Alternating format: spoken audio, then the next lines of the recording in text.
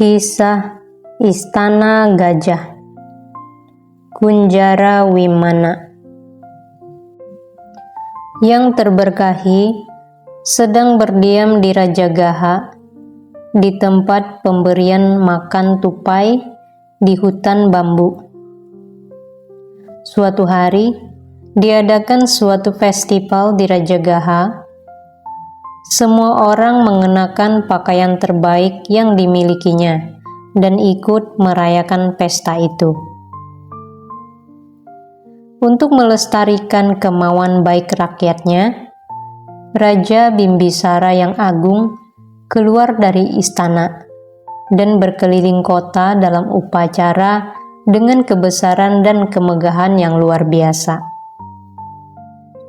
Pada saat itu, seorang perempuan dari keluarga baik-baik, penduduk Rajagaha, melihat kebesaran raja. Karena merasa amat kagum, ia bertanya kepada mereka yang dikenal terpelajar, lewat perbuatan macam apakah maka diperoleh tontonan kekayaan yang agung dan megah ini? Mereka berkata kepadanya, tindakan jasa adalah bagaikan permata yang mengabulkan keinginan, bagaikan pohon pengabul keinginan. Ketika mendengar hal itu, ia berkata di dalam hati, saya melihat bahwa kualitas keluhuran memang lebih besar daripada itu, ketimbang pemberian berbagai dana. Oleh karena itu, ia menjadi sangat bersungguh-sungguh dalam melakukan tindakan-tindakan jasa. Ibu dan ayah mengirimkan kepadanya seperangkat pakaian baru, satu tempat duduk baru, seikat teratai, serta ghee, madu, gula, nasi, dan susu untuk dinikmati. Ketika melihat barang-barang itu, ia berkata, saya ingin berdana, dan sekarang apa yang merupakan dana yang pantas diberikan telah menjadi milikku. Maka keesokan harinya, dengan hati yang bahagia, ia menyiapkan dana makanan, rumahnya serta dirinya sendiri. Pada saat itu, Yang Mulia Sariputta sedang berjalan untuk mengumpulkan makanan di Rajagaha. Beliau berjalan dengan sikap orang yang meletakkan dompet berisi 1000 keping. Pelayan perempuan itu melihat sang Thera dan berkata, Tuan Yang Mulia, berikan kepadaku mangkuk Tuan. Kemudian ia menambahkan, sebagai kebajikan terhadap seorang umat awam perempuan, silahkan ikuti saya. Thera itu memberikan mangkuknya. Pelayan itu menunjukkan jalan ke rumahnya. Di sana perempuan itu menyambut dan melayani sang Thera tersebut. Sementara melayani, perempuan itu mencetuskan suatu aspirasi.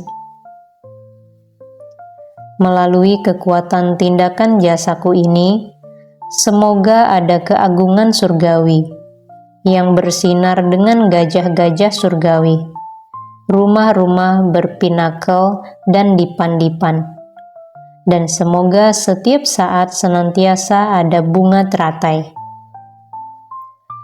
Setelah sang Thera selesai makan, perempuan itu pun mencuci mangkuknya dan kemudian mengisinya dengan ghee, madu, gula, dan sebagainya.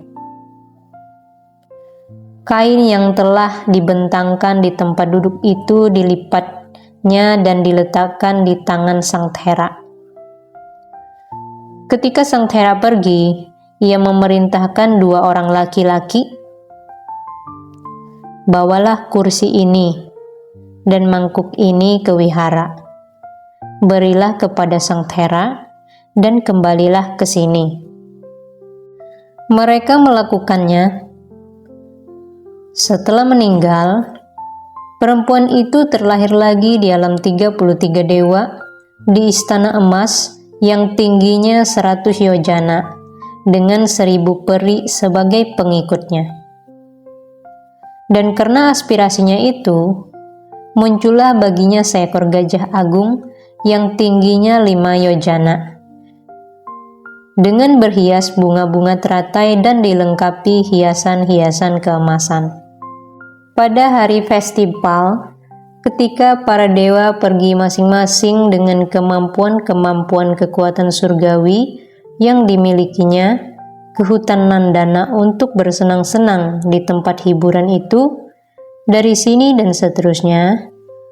Cerita ini sama seperti dalam kitab komentar mengenai istana tempat duduk pertama. Jadi cerita ini harus dipahami seperti itu. Hanya saja di sini Sang Thera Bante Mahamoggallana menyampaikan syair-syair berikutnya.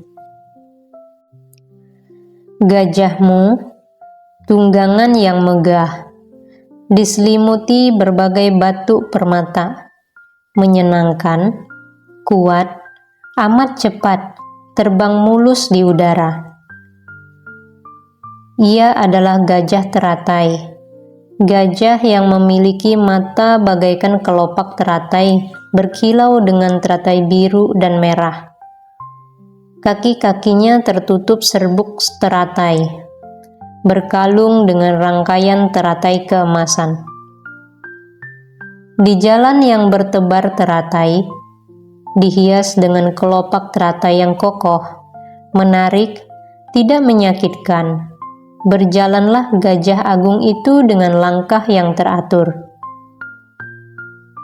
Ketika gajah itu melangkah maju, terdengarlah lonceng-lonceng keemasan yang manis nadanya. Suaranya bagaikan musik instrumen berunsur 5.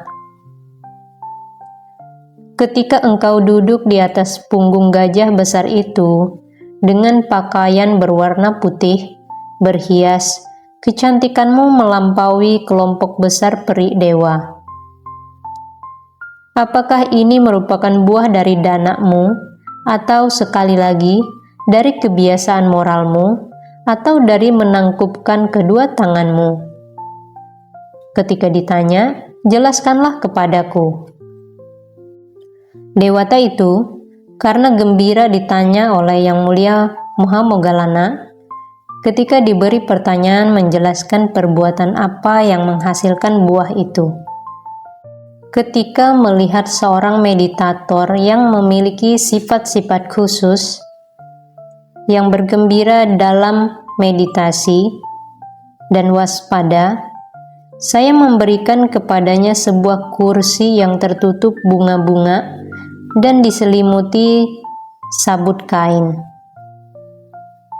Karena memiliki keyakinan, dengan tanganku sendiri, saya menebarkan bunga-bunga teratai, paruhan bersama dengan kelopak-kelopak yang lepas di sekitar kursi itu. Demikianlah buah dari perbuatan bajik itu bagiku.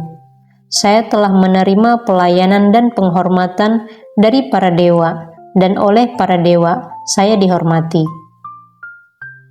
Sesungguhnya, Ia yang karena memiliki keyakinan memberikan kursi kepada mereka yang telah terbebas, yang tenang, pelaku Brahma akan bersuka cita, bahkan seperti saya ini. Oleh karenanya, oleh orang yang menginginkan kesejahteraan sendiri, yang merindukan keagungan, tempat duduk harus diberikan kepada mereka yang menanggung tubuh terakhir mereka.